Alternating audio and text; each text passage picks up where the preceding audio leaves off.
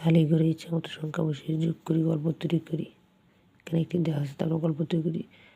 2351, 754, 3210, 6315 মোট। গল্প হলো আশার 2351 টাকা ছিল, তার বাবা তাকে 754 টাকা এবং মা তাকে 3210 টাকা দিল। এখন তার মোট কত টাকা হলো? 2 নম্বর গল্প 2130, 1521, মোট 3651।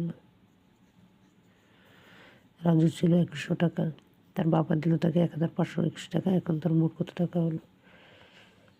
1215, 2345, 3110, মোট 6670।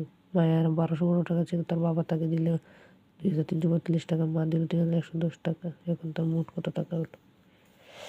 কিছু মতো 5 অঙ্কের কিছু সংখ্যা নিয়ে যোগ করি।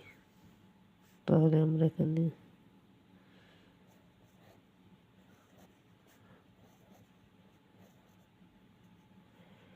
60,000, এখানে 40,000 দিয়ে 1 লাখ তৈরি করতে পারি। এখানে যেমন 29,980 টাকা যোগ 6,000 20 টাকা দিয়ে 60,000 20 টাকা দিয়ে 1 লাখ করা হয়েছে।